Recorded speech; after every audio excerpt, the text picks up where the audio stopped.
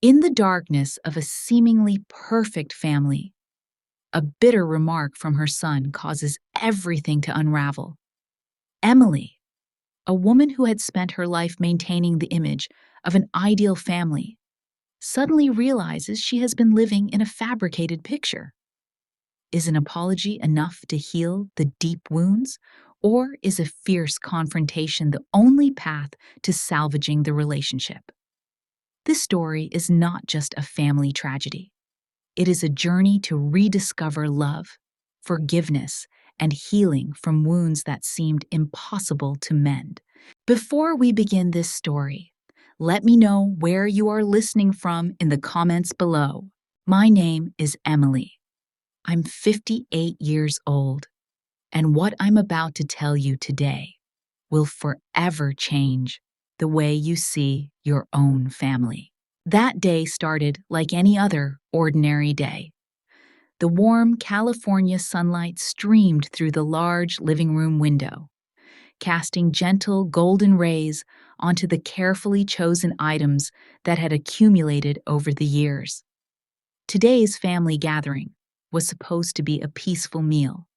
My two sons, Ryan and Jake, their faces filled with smiles as though we were a perfect family. But I could sense something, an unease that lingered in the air like a shadow no one dared acknowledge. I spent the entire afternoon preparing the meal.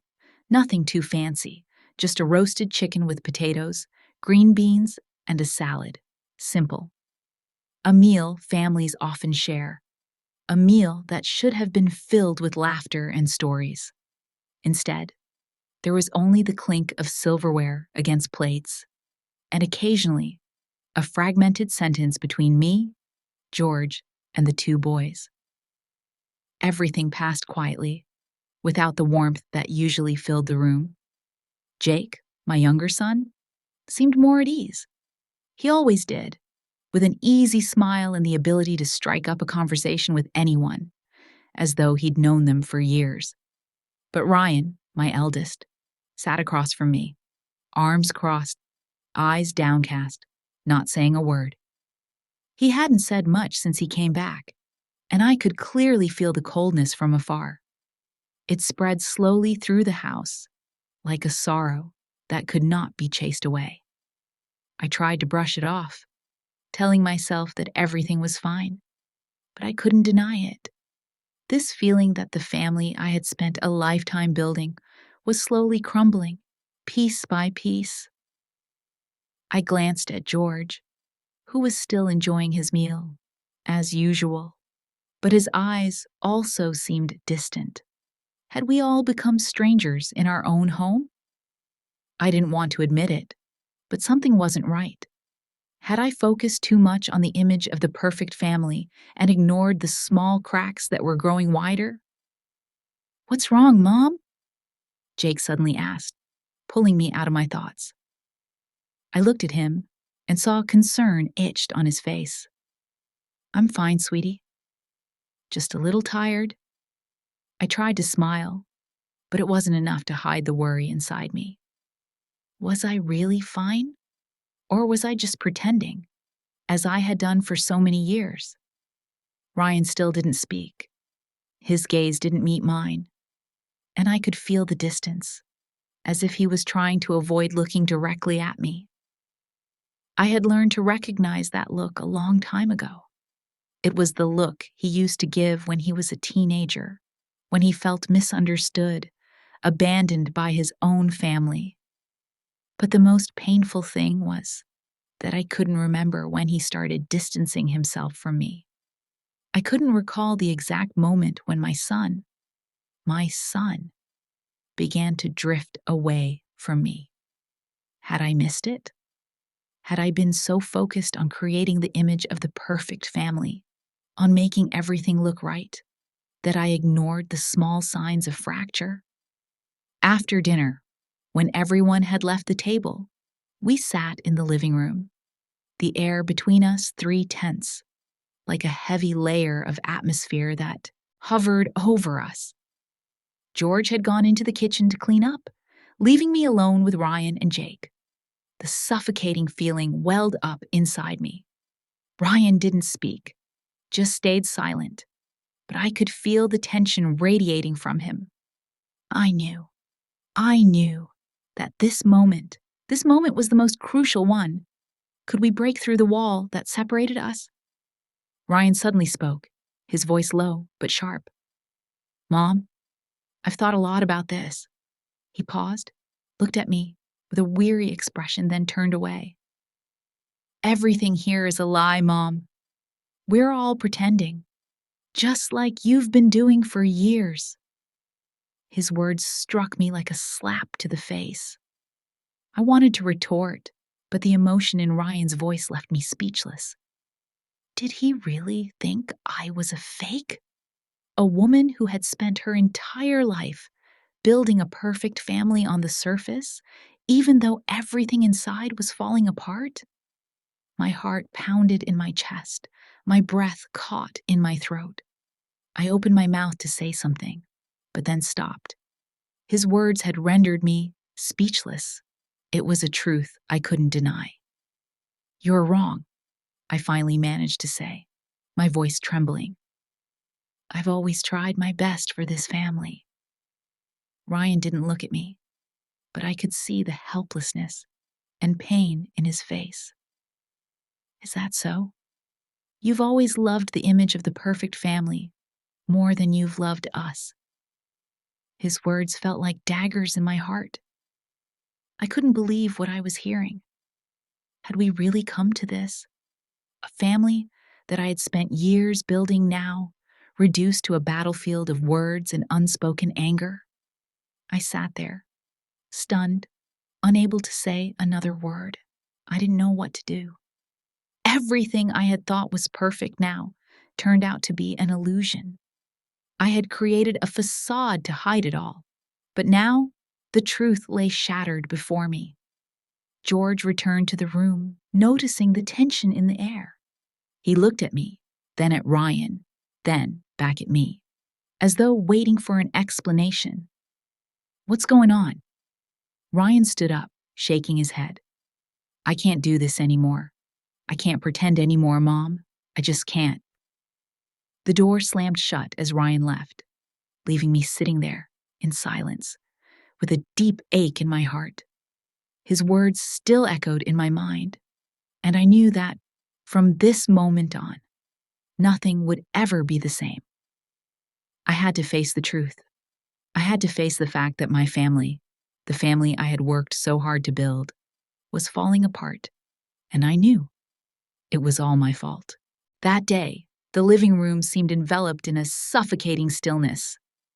After Ryan left, I sat there in the deep silence, with questions that had no answers. His words kept echoing in my head like sharp lightning, slicing into my mind, leaving a wound so deep I never imagined it would exist. Mom loves the image of the perfect family more than she loves me. Those words pierced straight into my heart, and I couldn't stop thinking about everything I had done. At that moment, I could only sit silently, unable to react or say anything. All I could do was sit there, feeling empty, a feeling I had never known, even though I had lived my entire life for this family. How many times had I tried to hold everything together, to create a happy family that I thought I had built perfectly? And now, everything had fallen apart, all because of the expectations I placed on Ryan. Expectations that could never be met. This feeling was like a shadow lingering inside me, a heavy helplessness that made it impossible to move, impossible to do anything. All the effort I had put in, the sleepless nights, the invisible sacrifices I had made, now felt like a joke. I wondered, had I wasted too much time building a family I had imagined, instead of recognizing and understanding what was truly happening inside my children? I couldn't ignore that question. I couldn't ignore the emptiness when I looked into Ryan's eyes and realized he was no longer the child I once knew. He was no longer the obedient son who loved his mother, and that made me feel unworthy, incapable of being a mother. George walked into the living room, looking at me with concern.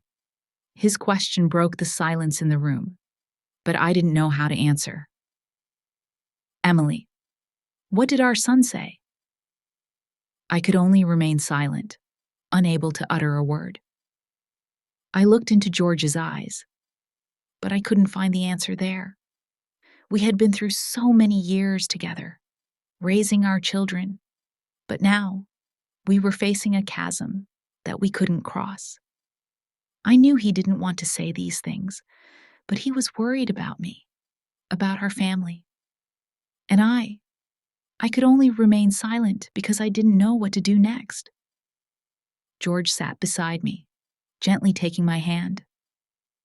"I know you love our children so much. I know you've put all your heart into making this family happy.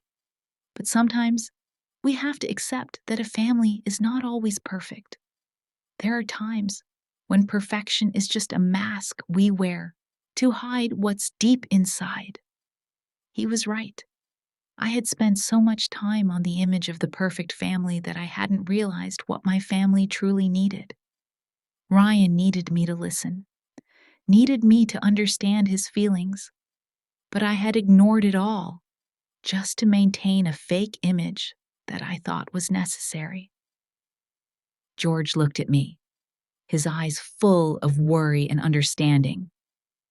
"You have to face the truth, Emily. Ryan is really hurting, and maybe we've hurt him without even realizing it." George's words were like a gentle slap in the face. I knew he was right. I knew I had ignored my son's feelings for too long. But why hadn't I noticed? Why hadn't I seen that Ryan was in pain? Had I been so busy keeping my family from cracking that I forgot to listen, to understand each member of my family? I decided to do something I hadn't done in all these years. I would write Ryan a letter. A letter not to apologize to him, but to confess all my mistakes. I knew I had been wrong. I knew I hadn't seen my son, but I couldn't stay silent anymore. That letter was not an excuse for what I had done. It was a way for me to express my sincerity. I couldn't say everything I felt in a brief conversation, but through this letter, I could let Ryan understand my heart. I wrote, "Ryan, I'm sorry for not understanding you. I was so caught up in my expectations that I didn't realize what you needed. I love you, and I want you to know that I'll always be here, no matter how angry you are with me." I didn't expect him to reply immediately. I didn't hope everything would change just because of one letter, but I knew that at least I had shown my sincerity. Things couldn't go back to the way they were immediately, but if I didn't start somewhere, I would never have the chance to make it right. The next day, when I woke up, I still felt heavy inside. The emptiness couldn't be chased away. I looked at my phone, at the unanswered messages from Ryan, and it felt like everything was sinking into darkness. But I knew I had to keep going. I had to get up and start over, for the sake of my family. Finally, after a week of silence, I received a message from Ryan. It wasn't a call, it wasn't a meeting, just a simple message. "Mom, I need time. I can't pretend anymore." Those words cut deep into my heart. I knew he was still hurting. He still needed time, and I had to accept that. But I couldn't help but feel an overwhelming sense of emptiness when I read those words. Although I had written to Ryan, I realized that not everything could be solved with words. Just like in a family, not every conflict can be easily resolved with a letter or a conversation. We have to learn to accept. We have to learn to give each other time, and most importantly, we have to learn to forgive. Forgiveness is not just a superficial act. but a deep decision from the heart. I sat alone in the living room, reflecting on everything that had happened. We had gotten lost in expectations, in the images I had created for my family. And now I had to learn to reassess, to learn to love genuinely, not through a perfect facade, but through the cracks, through the pain that each member of my family had endured. Could I do that? Could my family heal? I didn't know, but I wouldn't give up. That day passed in a heavy silence.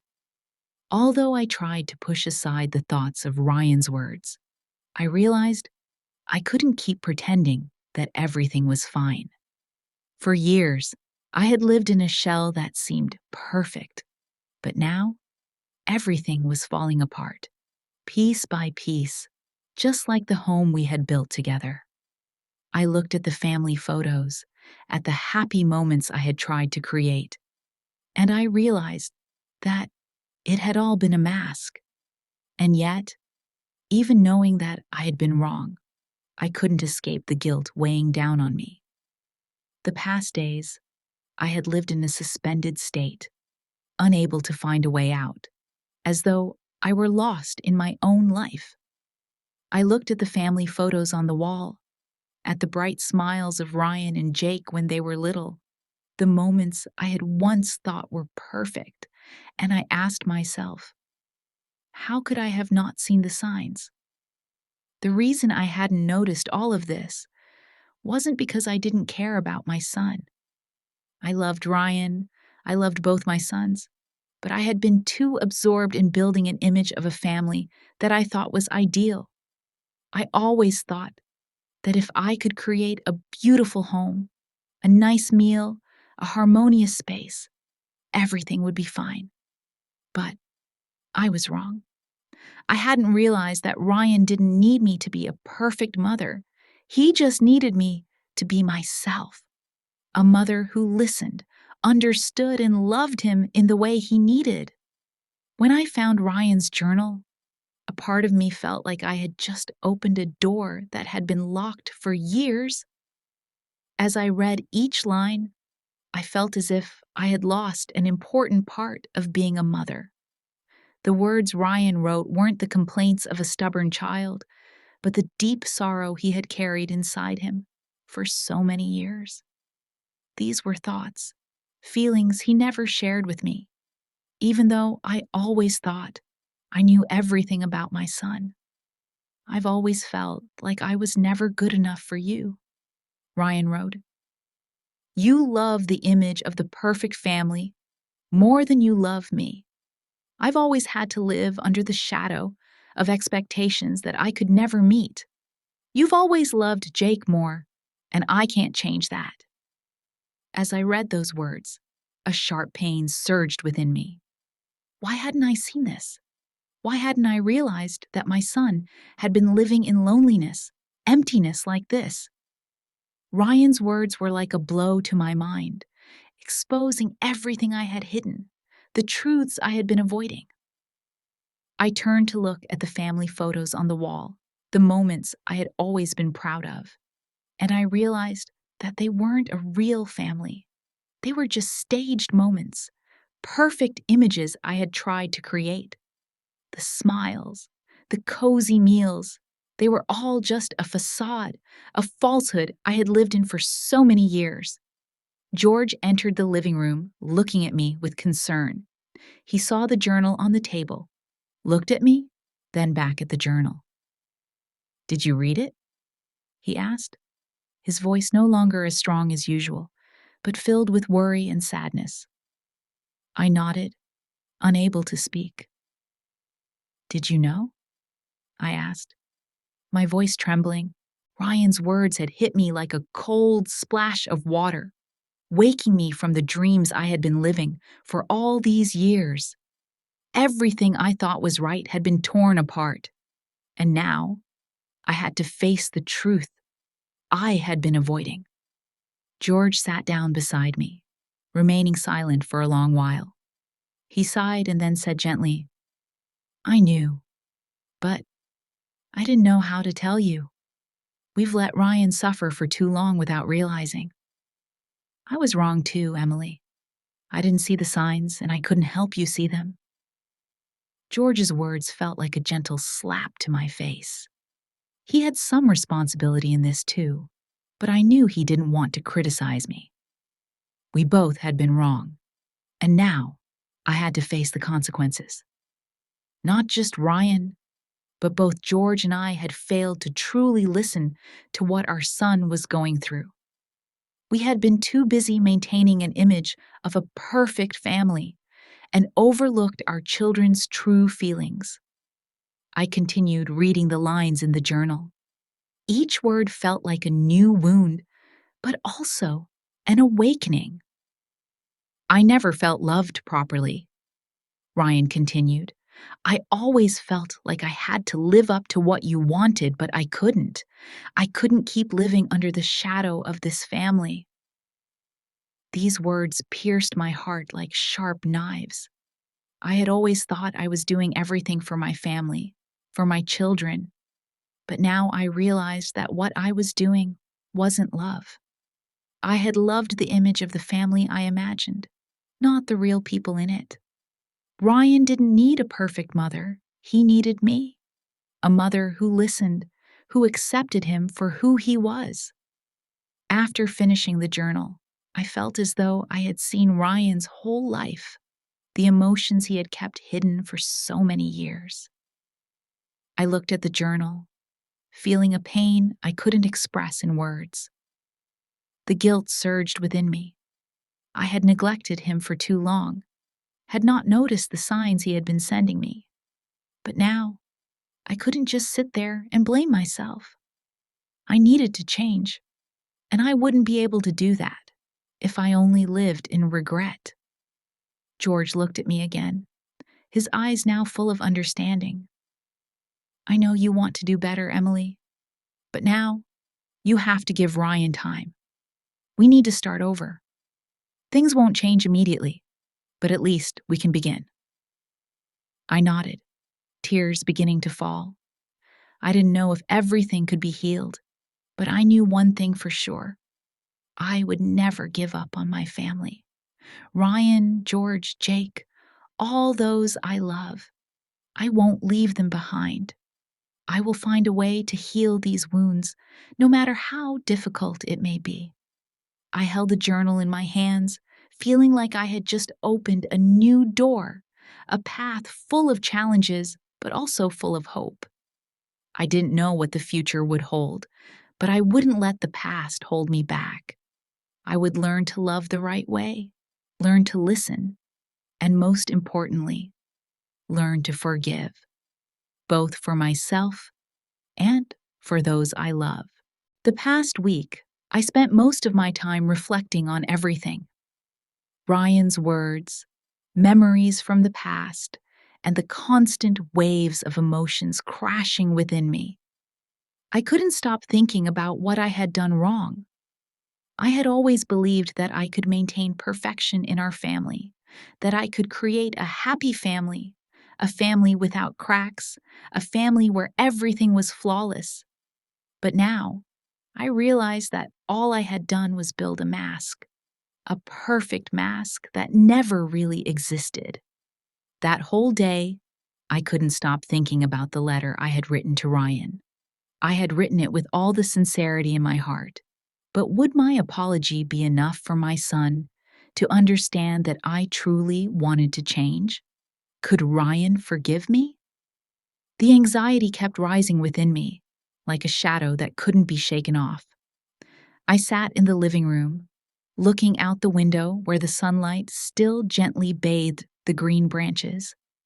The surroundings remained the same, but my soul felt empty, as though I were living in an unreal world, a world I had created but could no longer live in. I thought about the remaining years of George and me, about how we had built this family. We had tried our best, but had I been so obsessed with perfection that I overlooked the real emotions of the people in my family? I had placed so many expectations on Ryan. I had asked him to be the person I thought was perfect, rather than loving him as he was. I had done this not only with Ryan, but also with George and with myself. We had all been living under a shadow of expectations that we couldn't escape. Every time I thought about Ryan, I felt pain. He was my son, the one I gave birth to and raised. But why couldn't I see the signs he was giving me? The loneliness, the sadness Ryan had been enduring, all lay deep within his heart, but I hadn't seen it. And when he told me that I loved the image of the perfect family more than I loved him, I knew I had been wrong. These thoughts spiraled within me for an entire week. I couldn't continue living in fear and anxiety like this.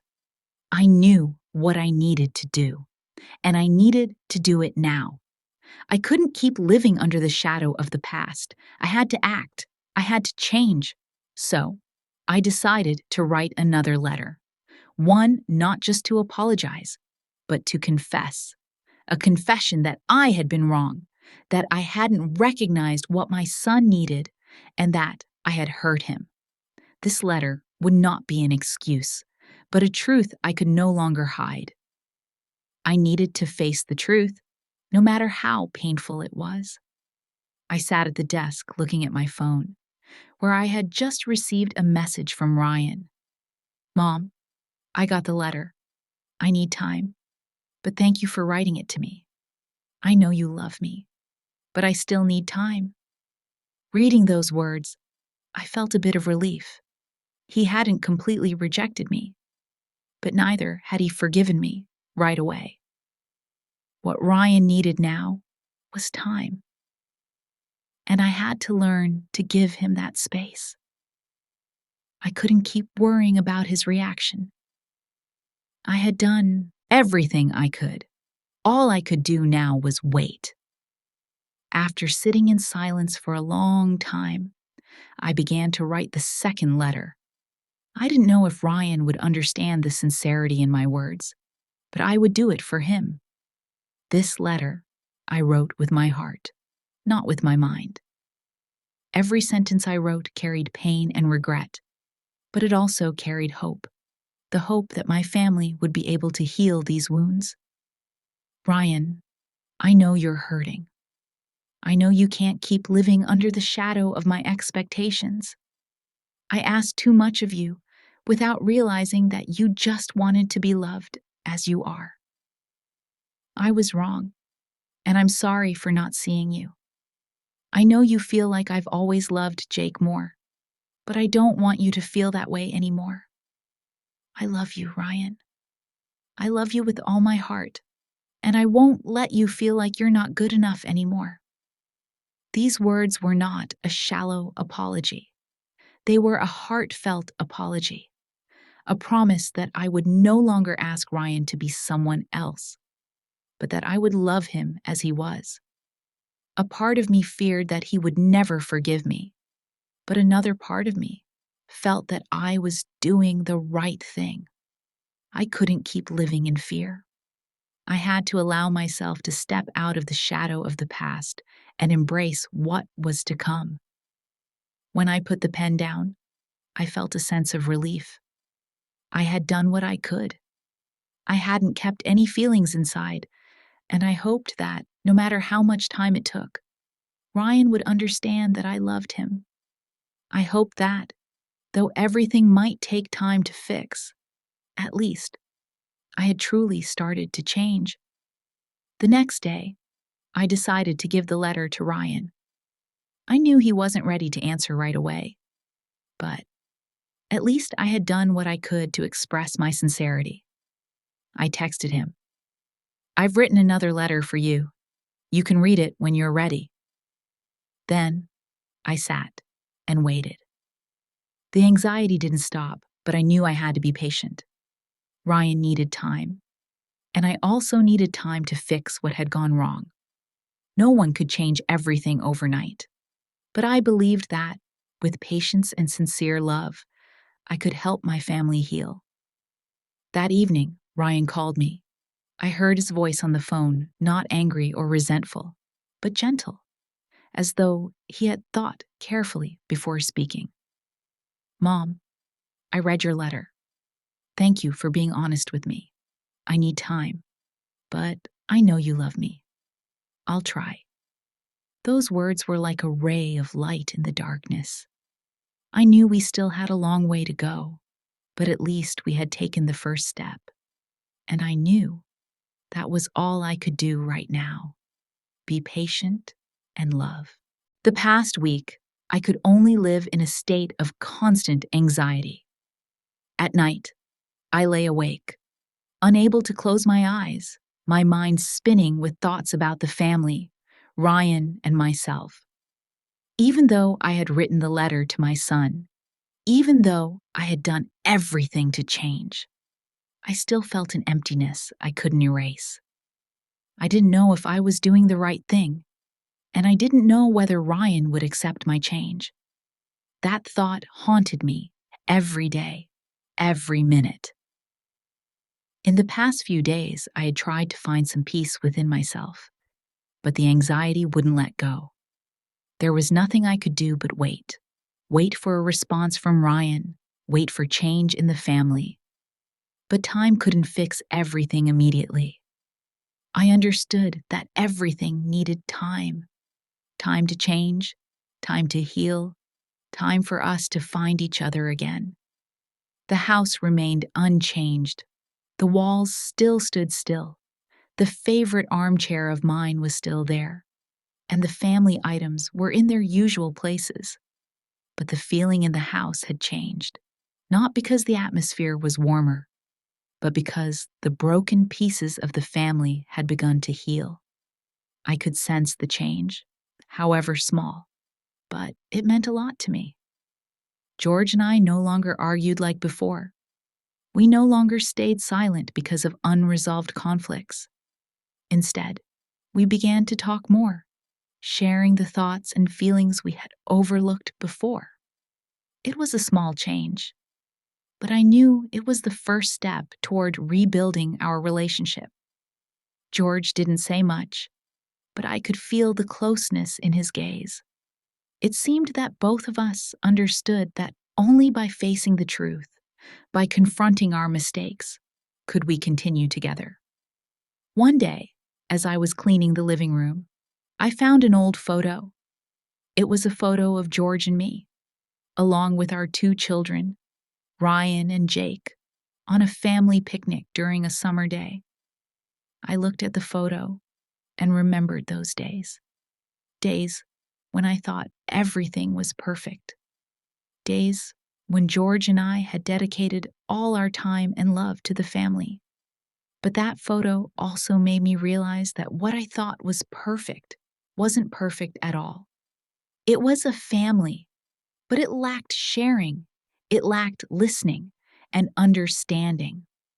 I had focused so much on the image, on making sure the family looked perfect in the eyes of others, that I failed to realize we had ignored each other's real feelings. The photo made me feel heartbroken, but it also helped me realize that, even though our family wasn't perfect, we were still a real family. We had had happy moments, even if those moments weren't perfect in the way I had imagined. And now, I needed to face the truth. My family needed what was real, not what I wanted. Ryan needed me, Jake needed me, and so did George. We needed each other, and I couldn't keep living in falsehood anymore. These thoughts kept swirling in my mind throughout that day. I realized that I had to do something for my family to come back together. I hadn't listened to Ryan, hadn't understood what my son needed. I had let him endure the feeling of abandonment for far too long, and I needed to change. Not just for Ryan, but for my whole family. I had to learn how to listen, how to love without needing to create a perfect image. I decided to organize a family evening. A simple evening, no parties, no luxuries, just an evening for all of us to sit together, talk, and share what had happened and how we felt. I knew this wouldn't be an immediate solution, but I believed it was an important step to start over, to reconnect with each other. The next day, I began preparing for the evening. I cooked a simple meal, but one made with love. The food didn't need to be complicated, just dishes that everyone in the family liked. I wanted to create a comfortable atmosphere, without tension or anxiety, just sharing and listening. George and I worked together in the kitchen, and I could feel the closeness between us.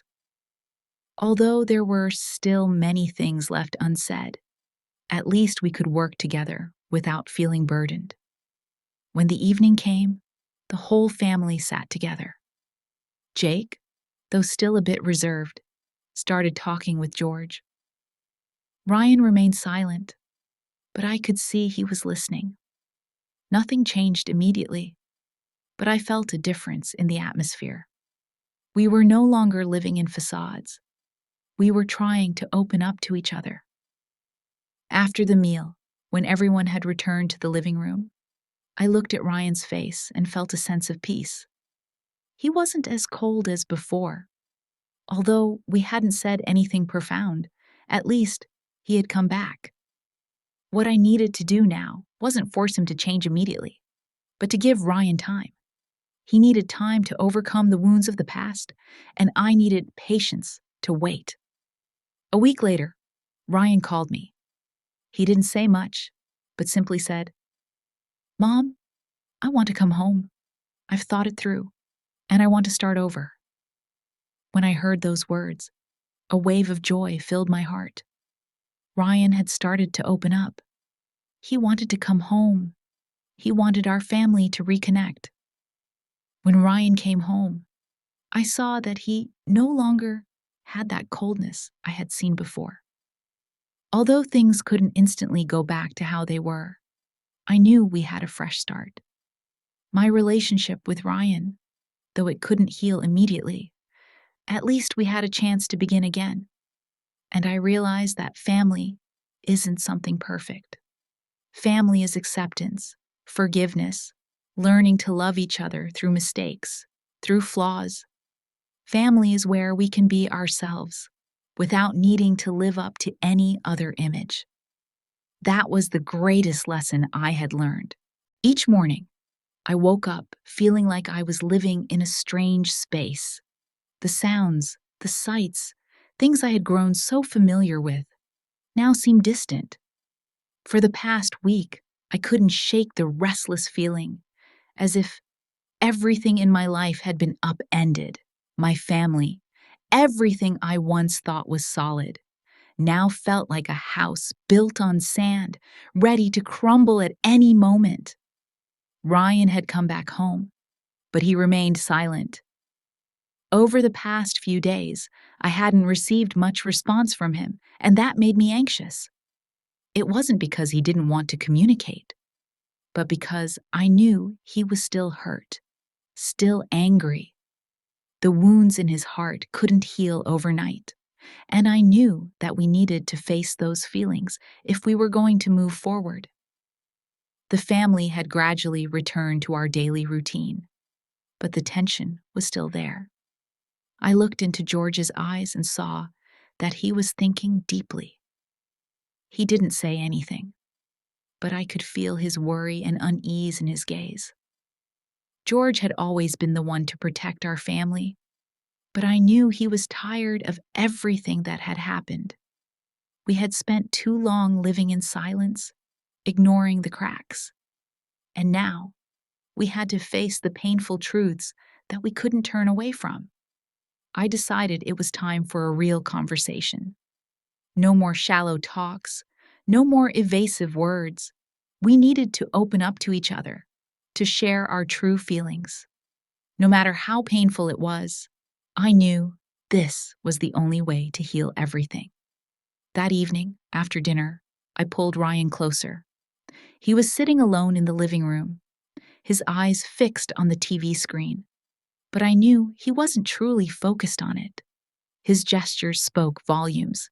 He wasn't completely distant, but he still kept a certain distance from us.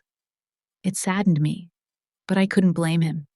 He needed time, and so did I. How long had it taken to build this relationship? Ryan, I said, my voice a little choked. He looked up at me, his eyes no longer as cold as before, but not fully open either. Could you sit with me for a while? Ryan nodded, but kept his distance. He sat down on the chair opposite me, silent. I looked at him, my heart tight with emotion. What had I done wrong? Why hadn't I seen the signs? Why didn't I understand what my son needed? Everything had passed too quickly, and I couldn't turn back now. I know you're very upset, and I know you're not ready to forgive me. But I want to tell you something, Ryan. I looked into his eyes, and as I spoke those words, I felt a deep truth in my heart. I was wrong. I didn't understand you. I didn't listen to you. And I made you feel like you weren't good enough. I didn't ask you to be perfect. I just wanted to love you as you are. Ryan didn't say anything, but I could see he was thinking. The silence wasn't avoidance, but contemplation, a struggle within him. I knew he was still angry, but I also knew that the only thing we could do now was face those feelings and not give up. I placed too many expectations on you, and that was unfair to you. I continued. I always asked you to be this person or that, but I forgot that you're just a child, that you have your own feelings, your own pain. I'm sorry for not seeing you. I'm sorry for not loving you the way you needed. I could see Ryan was listening, but he still didn't say anything. That silence made my heart feel like it was choking, like an endless waiting. I knew that things wouldn't change immediately, but I needed to say these things. If I didn't, I wouldn't be able to live in peace anymore. After a long time, Ryan finally spoke, his voice soft, but still full of hesitation. Mom, I don't know what to say. I've endured for so long, and I can't forget everything that's happened. But I don't want to continue like this. I don't want to keep living under the shadow of the expectations you placed on me. I want to be myself, and I want to be loved as I am. When I heard those words, I felt a huge sense of relief flood through me. It wasn't an immediate forgiveness, but I knew that at least he had opened up.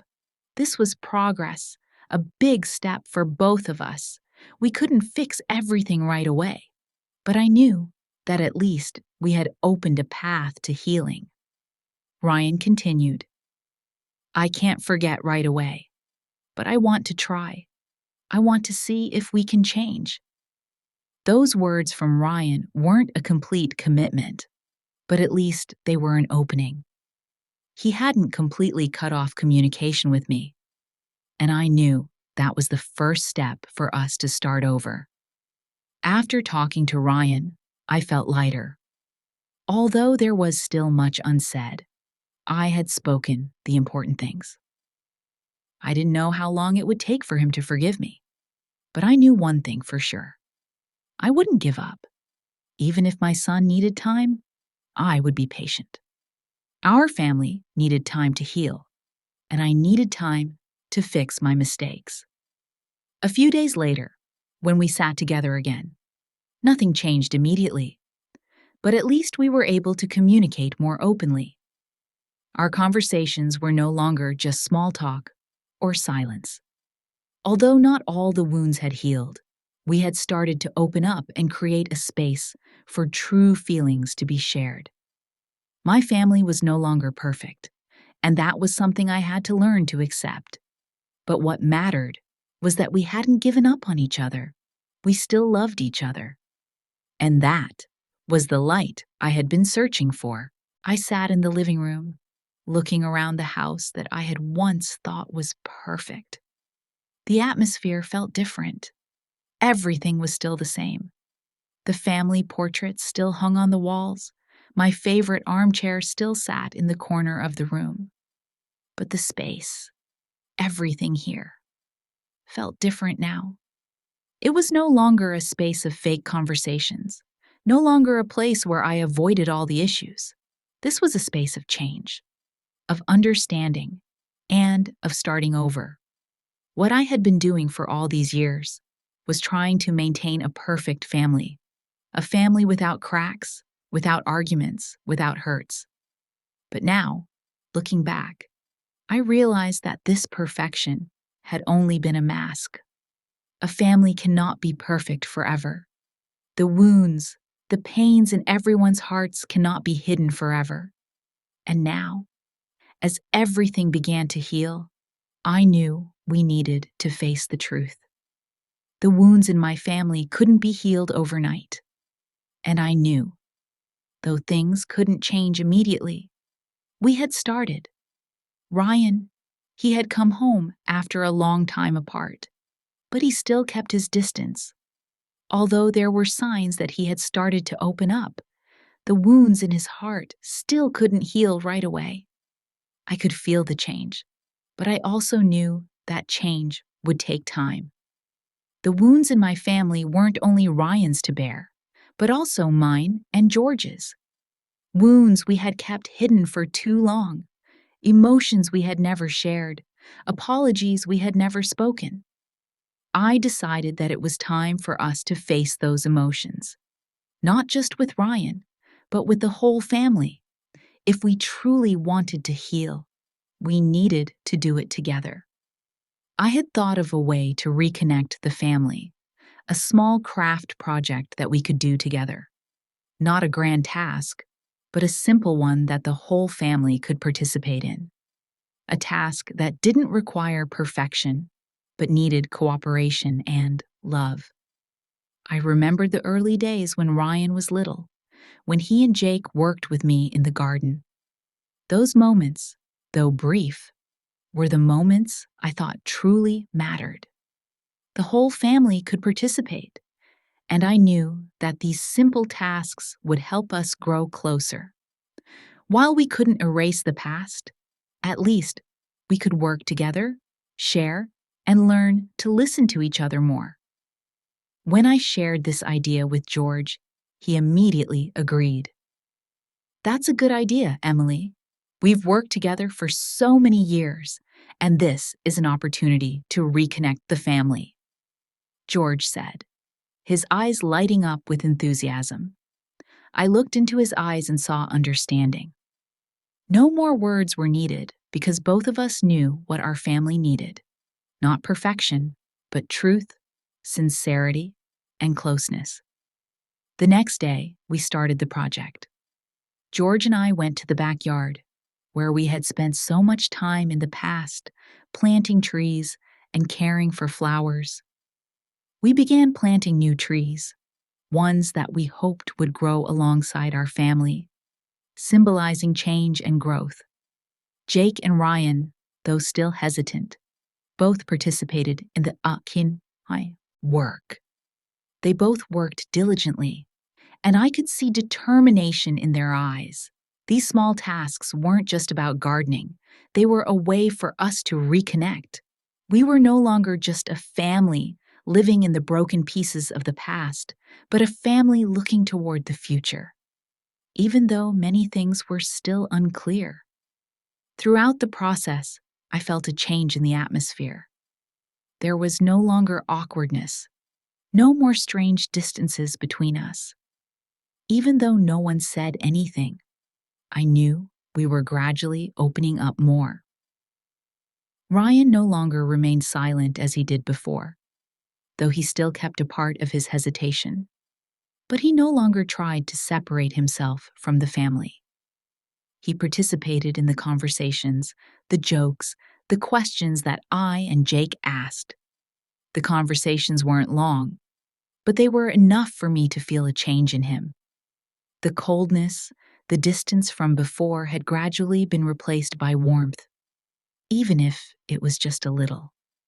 One afternoon, as the work was nearing completion, I sat down next to Ryan, not rushing, not forcing anything. I looked at him and said, "How do you feel, Ryan? I know things can't change immediately, but I hope you feel comfortable being home." Ryan looked up, stared at me for a long moment, then nodded. "I feel lighter, Mom. I know you've tried a lot to change, and I'm trying too. I want to try." Those words, though short, meant so much to me. He hadn't completely forgiven me, but at least he had started to open up, to accept that we all had our mistakes and would learn to change. Nothing could change immediately, but I believed that with each step like this, we were heading in the right direction. That weekend, our family decided to have a simple meal together. Not a grand meal, but a cozy one, with dishes we all liked. Both Ryan and Jake helped with the preparation, and I could feel a different atmosphere in the family. Though we didn't say much, I knew we were doing something right.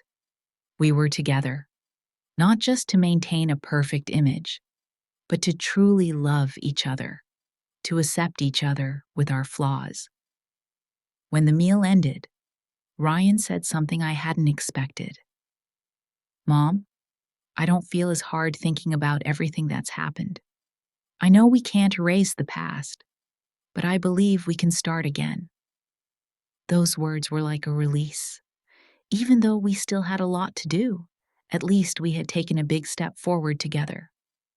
And I knew that, even though nothing was perfect, love and acceptance were what would help us move forward. My family's life is no longer about living in the perfect dreams I once created. The walls of our home no longer serve as a place to hide deep-seated wounds. Each passing day, each step I take, I begin to realize that the very wounds, the mistakes I have made, are an important part of rebuilding this relationship. And instead of trying to make everything perfect, I'm learning to love everything as it is, with all its scars, memories, and raw emotions. When my family decided to take on simple but meaningful tasks, I felt the atmosphere in the house shift. After all the tension and pain, we did something not to salvage an ideal family image, but to create a real family. The wounds in each of our hearts can't heal overnight. The changes in my family, though small, I can feel them. On the morning we began working on the garden corner, I couldn't help but feel the difference in everyone's mood.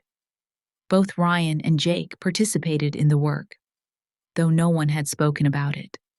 But I knew they were trying. We no longer lived in cold silence like before. Instead, we started talking more, sharing thoughts and feelings that had never been said before. George and I didn't speak much, but our gazes conveyed everything unspoken, the desires for acceptance and love. Ryan, though still hesitant, had started to open up more. I could feel that he no longer completely avoided us like he did before. He wasn't ready to fully forgive, but I saw small changes in his gestures. He participated in the work, and at times, when working with me, he began to talk about old memories, memories I thought he had forgotten. And I realized that, even though nothing was perfect, at least we could sit together and talk like a real family. No longer a family with artificial pieces, but a family with all its truths, wounds, and desires to rise above them. I'll never forget the feeling when we finished the task. Though it wasn't grand, not the monumental project we envisioned, when I looked at the chairs and table we made together, I felt proud. Every detail of that work showed the effort and love we had for each other. We didn't create perfection, but we did everything we could to grow closer, to bridge the gaps we had created. The garden work didn't just help us change the physical space. More importantly, it helped us change how we saw each other. Even though Ryan didn't say much, I could feel a change in him. He no longer saw everything in the family as something to fear or avoid. He had started to open up and participate in conversations that no longer only revolved around apologies, but also shared stories, jokes we had forgotten during all these years. This was something I never thought would happen. The peace and closeness returning to a family that had been broken. A few days later, Ryan began to change his attitude. He started to participate more actively in family meals, no longer sitting in silence as before.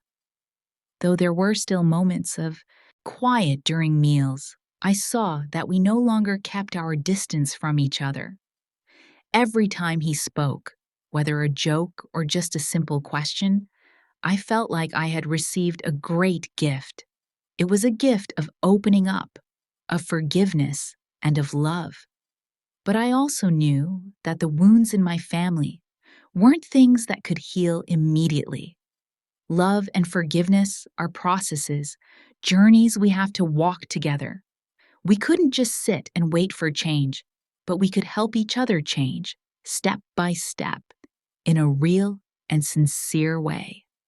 I understood that nothing could change right away, but the important thing was that we had made a significant step forward.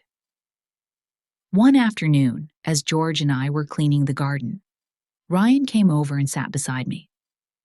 He didn't speak immediately, just sat quietly, but I could see a clear change in his eyes. It wasn't coldness, but understanding. After a while, Ryan turned to me and softly said, "Mom, I feel lighter. I know I can't forget what happened, but I want to try. I won't live in the past anymore. I want to start over." Ryan's words were the opening I had been waiting for. He hadn't fully forgiven, but at least he had started to accept, to begin letting go of the negative emotions he had held onto for so long. I didn't need him to forgive me immediately, but I knew this was a new beginning, a beginning from shedding the wounds, the anger, and stepping out of the shadow of the past. My family is not perfect. We don't have an ideal picture to present to the world, but I realize now that family is truly a place where we can be real with each other, love each other, and understand each other in all circumstances. I don't need to build a perfect family. I just need to build a family that can love and forgive each other during the hardest times. And that's what Ryan, George, Jake, and I are doing. As the evening ended, I felt much lighter. Although there were still many things not yet fixed, at least we had made it through a difficult journey together. Love and forgiveness aren't easy, but we've managed to start again. My family doesn't need to be perfect. We just need to love each other, understand each other, and always be there for one another. And I know, no matter how hard things get, we will get through it together. A year after everything that had happened, my family was able to face each other without fear or tension. It wasn't a sudden change, but a slow and steady shift, a long journey we had walked through together. The wounds in my heart, in Ryan's, and in George's and Jake's, were not things that could be erased overnight, but at least we had started the healing process. This journey hasn't always been easy. There were times I felt like we were repeating the same mistakes. The wounds that seemed to have healed would begin to ache again. But looking back, I realized that not everything needs to be healed immediately. Everything in my family has changed, though maybe not in obvious ways. But we've slowly rebuilt trust, understanding, and forgiveness together. A year had passed, enough time for each of us in the family to reflect on ourselves. I spent so much time thinking about the things I had done wrong, about the wounds I had caused my son, George, and myself.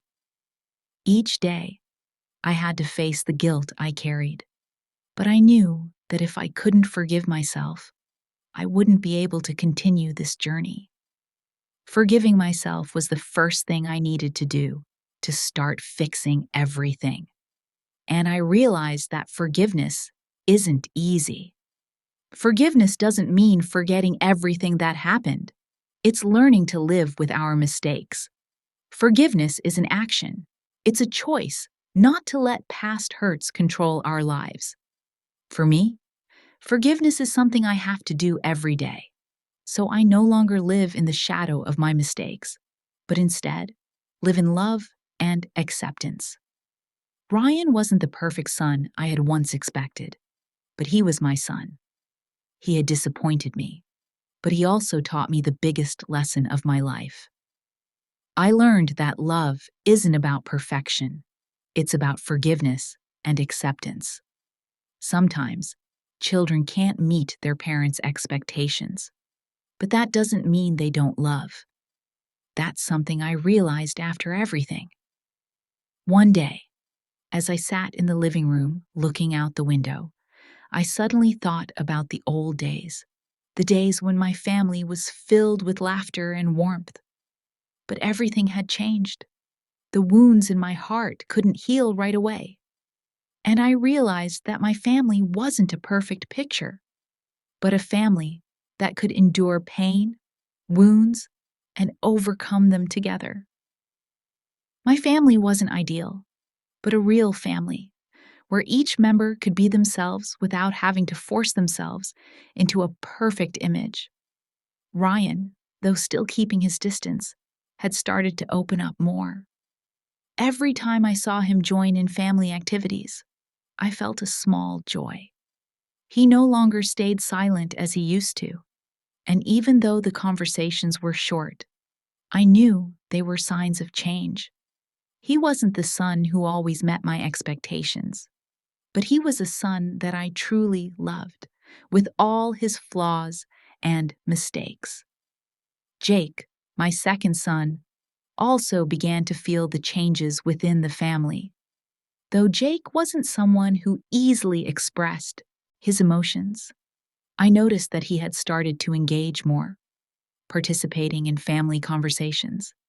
I knew that, though there were still gaps, at least we were no longer strangers in our own home.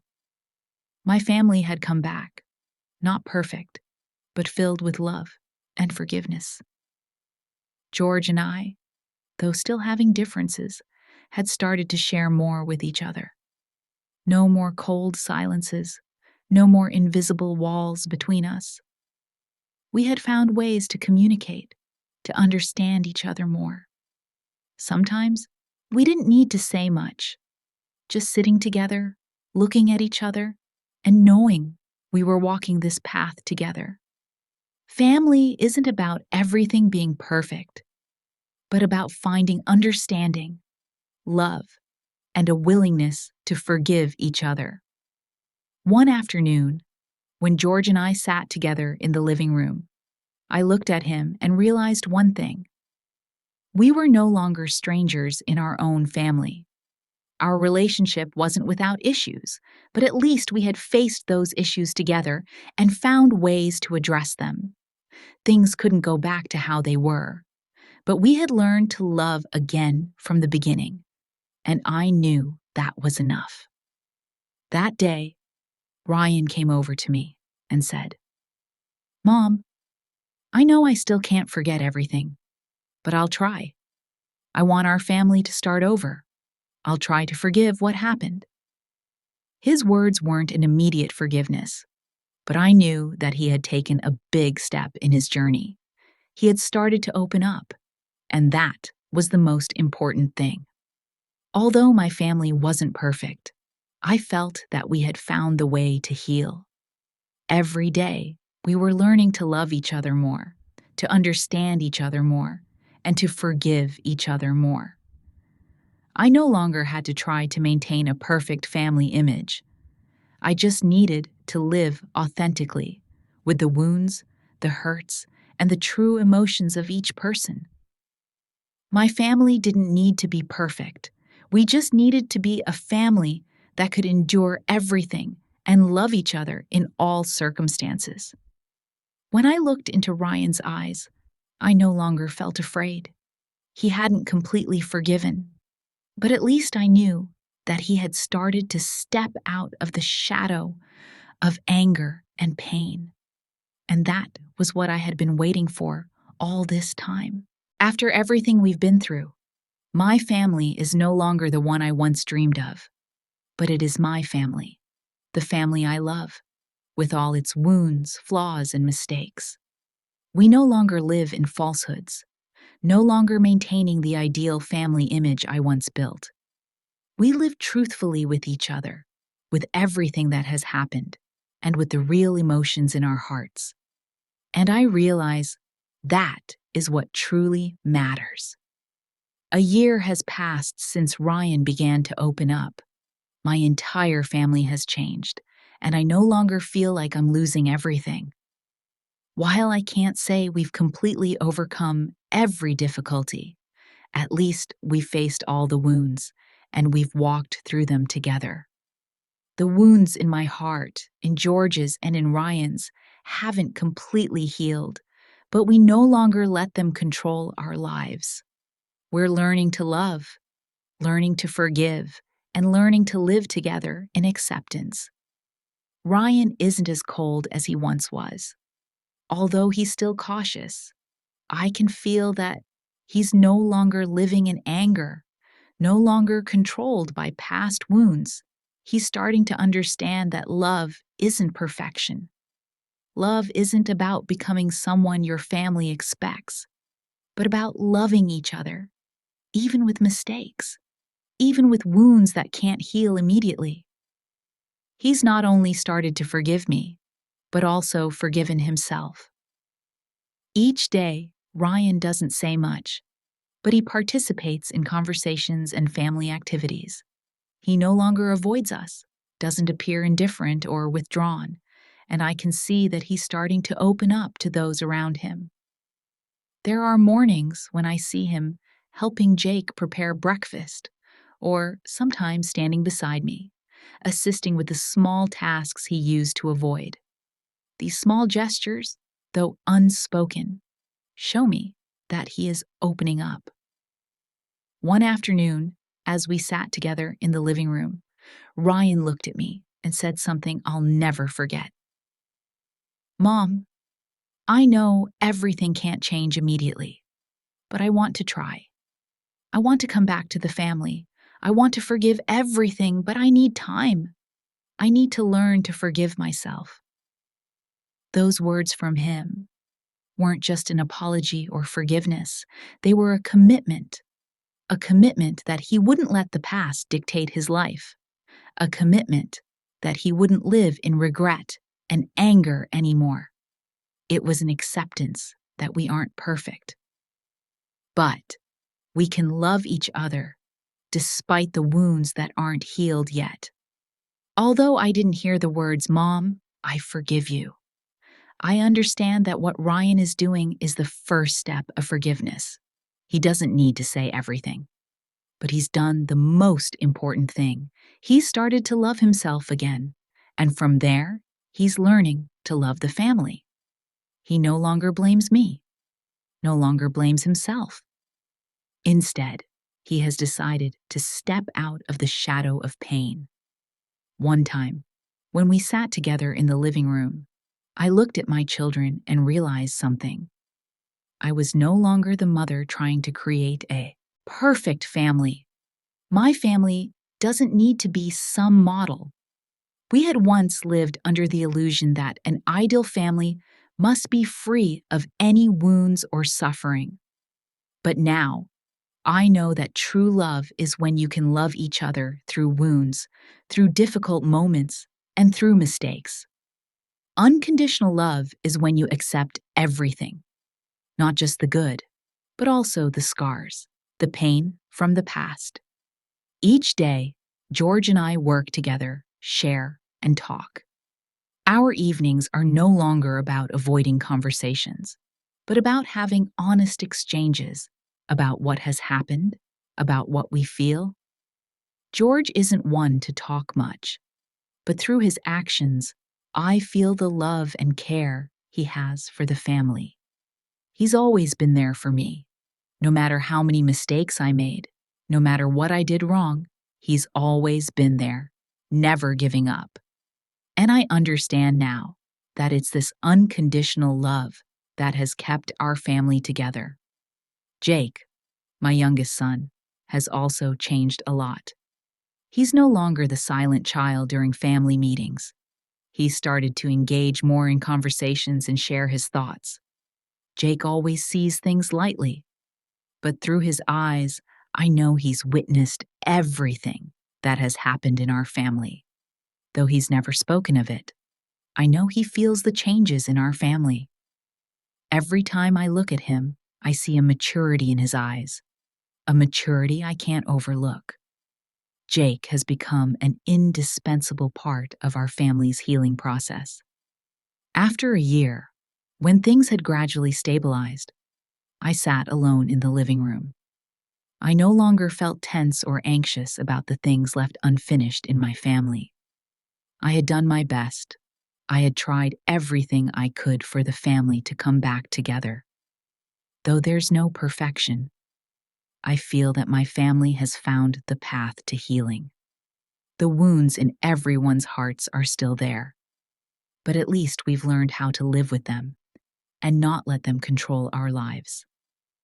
I realize that, over the past year, my family has gone through so many challenges, but it was these challenges that helped us grow. Without the difficulties, we might not have realized the value of forgiveness, of unconditional love.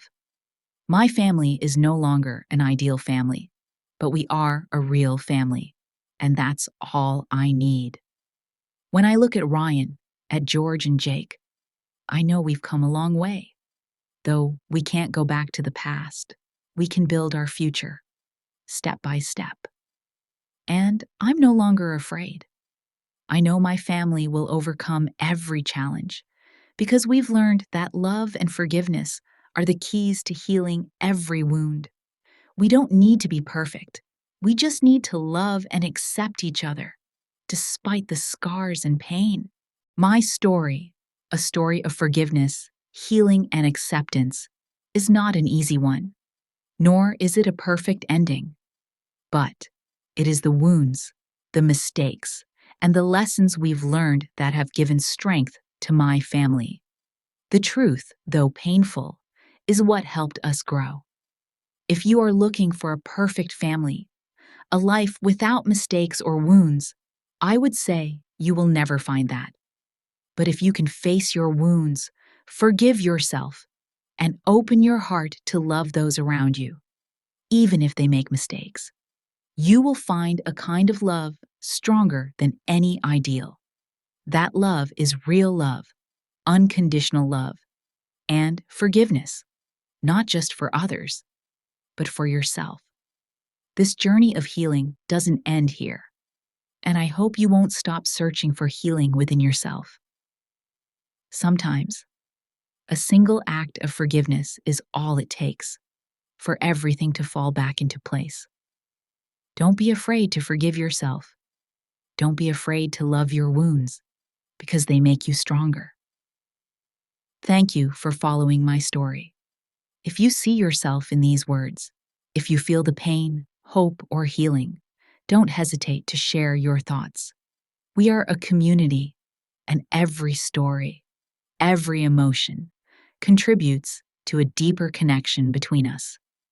Please leave your comments and share your own story so that we can heal together and grow stronger together.